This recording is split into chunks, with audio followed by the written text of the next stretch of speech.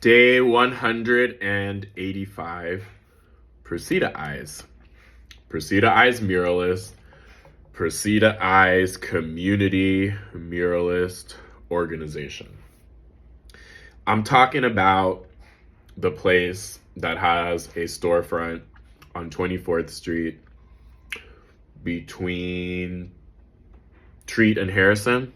Could be wrong about that, but Precita Eyes, y'all. Responsible for something like over 400 murals in the Mission District, over 600 worldwide, one of only a handful of community art organizations. If I understand this correctly, there's something like 3 in the United States and like 5 in the entire world.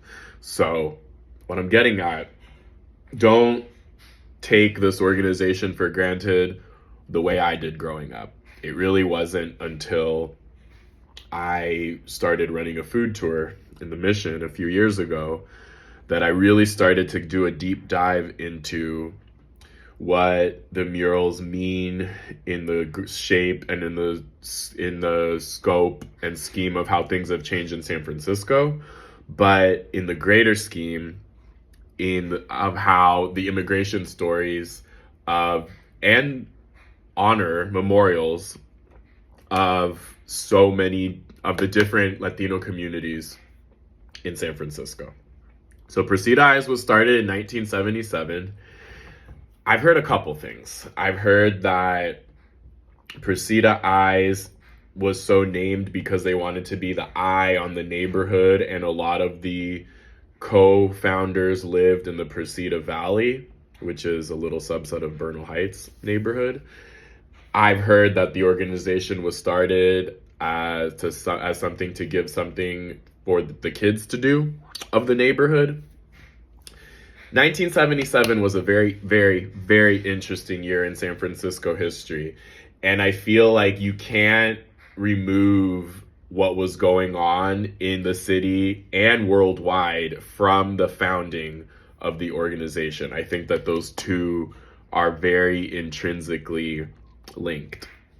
And the only thing I'll say about that is that 1977, there was a lot of gang activity happening in San Francisco.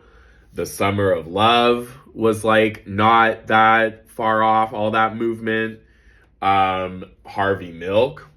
Summer of Love was a little bit earlier, but like Harvey Milk, a lot of those civil wars going on in Central America. Look at the racism of the Feinstein administration. 1977, very, very interesting year in San Francisco history. So I do always like to include that when I talk about how Precita Eyes was started. And I have attended several workshops. It's very much like a community organization where they sit the entire community down. The onion paper comes out. Everybody's contributions get included. And my understanding is that the most difficult part of the process is securing a wall. You need preferably written permission. And at the end of the day, the building owner, the wall owner, ultimately has say over whether that piece mural stays or goes.